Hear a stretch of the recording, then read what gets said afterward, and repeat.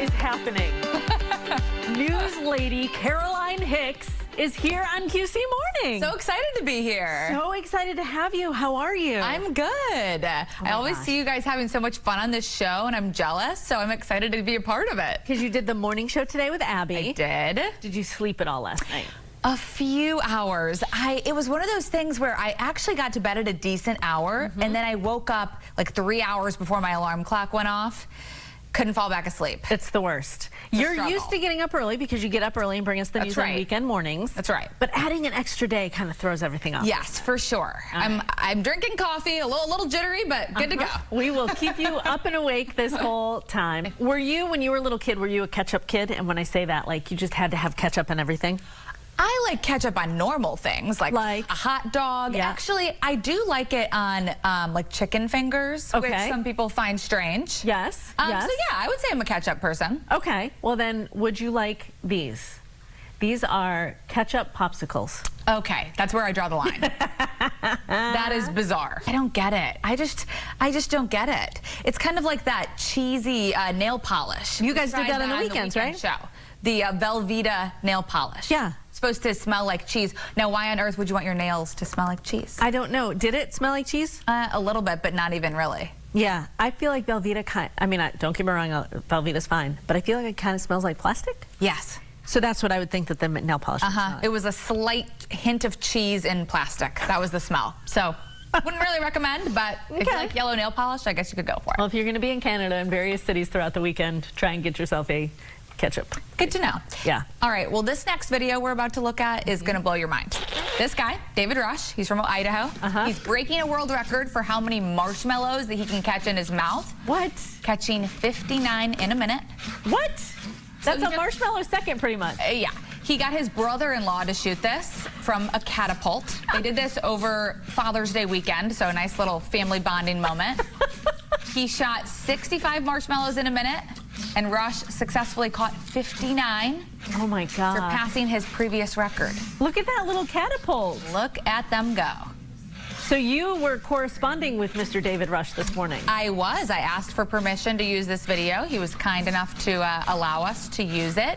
Oh my God. Now, this is not his first rodeo. Okay. This guy has actually set a lot of world records. Okay. So I think this is, I don't know if this is his career. It seems like it is. To just set crazy world records. And he's doing it. So at least he doesn't have to eat the marshmallows. True. When we were first talking about this, we thought that this was a Chubby Bunny competition situation. I'm envisioning 59 marshmallows in his cheeks at once, and I was not understanding how that was going to pan out. It's really impressive. Yes. But I think people like that who break all those world records, and I give them credit, they find the most obscure records and then break them, right? Like, it's not like they're breaking, I don't know, I'm trying to think of like a really good world's tallest man, right? Right. Like, you can't really, you either are it or you aren't it. Right. These are like those really random, obscure. Just rare skills. That's pretty impressive. Yeah. Way to go, David. Way to go, David. All right, well, anyway, have you ever just thought about, okay, you have some technology, it might be old, but you hold on to it because you just like it? Yes. Well, actor Chris Evans is saying RIP to his iPhone 6S. What? Yeah, he waited a while. He tweeted goodbye, saying, "We had a good run. I'll miss your home button. I won't miss the nightly battle of trying to get you to charge or your grainy pictures or your sudden drops from 100 battery to 15%. Yep.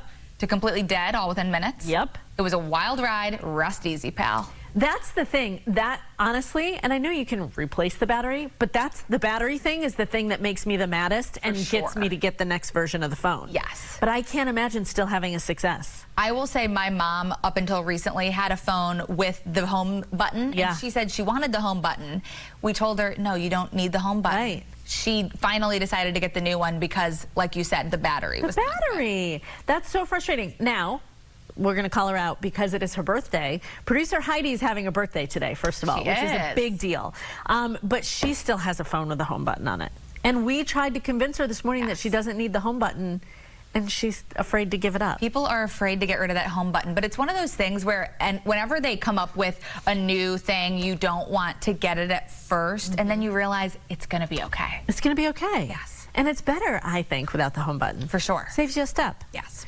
All right, so that's that leads us to our social question today. At QC Life WBTV on Facebook. What piece of technology have you been unwilling to give up or upgrade? For me, it was a little harder to get a smart TV. Like, I was like, oh, but I just like a regular old TV. But now you love it, right? Now I love it, and I can't imagine having anything else. Yes, I was the same way with AirPods. At first, I said, no, I mean, I don't mind having the little strings. I mean, with the, you know. Yeah, I won't lose them. Like, that's fine.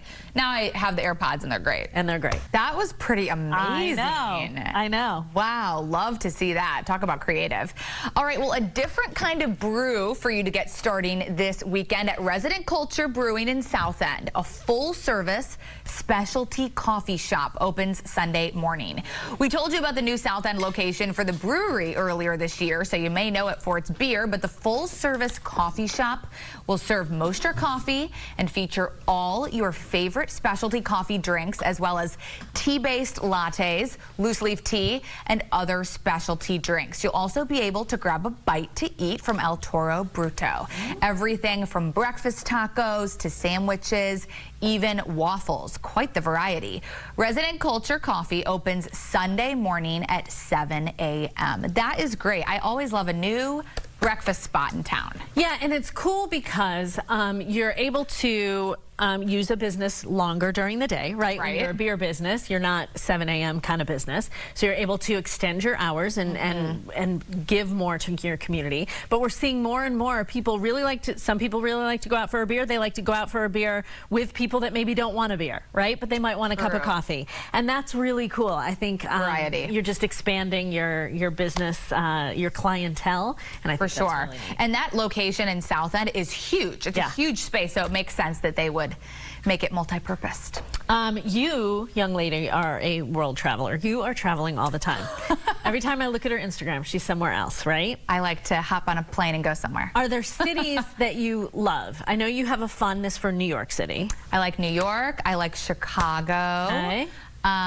Those are probably, Chicago is probably my favorite. I have never been there. That's one city I've never been visited. to Chicago? I know, I need to get there. Kristen. I know. Well, now there's a new list out of the most livable cities, and these are livable cities around the world, okay? And they looked at all kinds of things. Healthcare, crime rates, political stability, infrastructure, access to green space. So here is the list of the top 10 according to the Economist Intelligence Unit, most livable cities in the world. Have you ever been to any of these cities? I have. Where have you been? I've been to Vienna. It's beautiful. Tell me what you liked about it, since it's #1 on the list. I like just walking around. Actually, my friends and I lost the map when we were looking around. We were touring like all the historical things, but we lost the map, so we didn't even really know what we were looking at. Wow. But it was so beautiful, it didn't matter. Okay. But I love Vienna. I love Amsterdam. Yeah. It's a very cool city. Okay. Geneva, Switzerland, I think is my favorite on that list. You've been there too? Beautiful. Look at you. You're everywhere. That was pretty fascinating. Talk about some tricks of the trade. Well, we have some different tricks going on over here. Yeah. Some magic tricks. We have Doc Doherty here. Hello. You are from Lincoln County, but we know you travel all around. I do, yeah. Nashville, Chicago, East Coast to West Coast, yeah. Awesome. Yeah, so what is it about your magic that gets people coming out? Well, I think it's magic in general. Okay.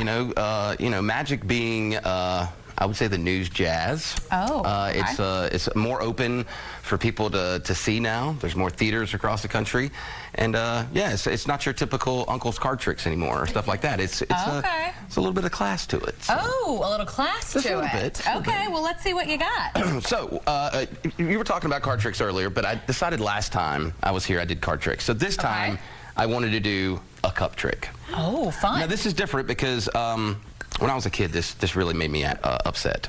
Oh, okay. Yeah, I saw this trick on TV when I was about 10 years old, and it made me mad. It used 3 cups and a ball, begged my mom and dad to take me to the magic store and get me this cup. This is what they brought me back. 1 cup, 1 ball. I mean, I put the ball into the cup and I mixed it around and said, where's the ball at? Yeah, no, so you're wondering what can I really do with Exactly. this? So this is sort of based on the 3-card monte or the shell game. I'm sure you've seen that in all the major cities like Miami, Los Angeles. Little ball, little cup. You could check it out if you like. Where's the ball at? What do you mean, where is it? Ah, well, now it's on the ground. It's okay, because if the ground wasn't there, it would have kept going. Oh. So we're lucky, right? We are so very put the ball lucky. in the cup. Okay. Perfect, and we'll shake it up. Oh, you can hear okay. that, right? I can hear it. All you have to do is guess where the ball is, Caroline. Now, I'll give you a hint. I'm from North Carolina. I like to give free choices. So you could pick the cup if you want, or you can pick the hand. It makes no difference to me which one you choose. Seriously, I don't want you to go back and forth and decide. Oh. You probably want to pick the cup. No, we're not betting money, but we'll do it again. What? Shake it up, right? Exactly. I'll show you how it works. Doc, what are you doing? It's magic sometimes is kind of cheesy, right? And the ball, bet. It's the first one in the morning, but if you Seems snap, like a safety hazard. yeah, just snap. Ooh, in stereo, it comes back. See? Oh my Let's slow it down. goodness. Let's slow it down. Okay. Take the ball, make it invisible. You can take it. Yeah, what would you like, the cup or the bag? Now, I haven't touched the bag, so it's up to you. The bag. Go ahead at the bag. Don't touch the bag. I don't want to touch it. You grab right here. Okay. If you could give me a snap off camera there, and then reach in with your right hand, there should be a ball in there now. There is a ball in there. All right, let's finish this up. Doc, can you please tell me how you're doing Yeah, this? exactly. So I'm going to put the ball up so you don't get confused. Caroline, thanks for hanging out today.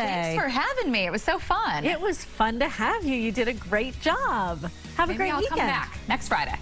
We will have you back whenever we can.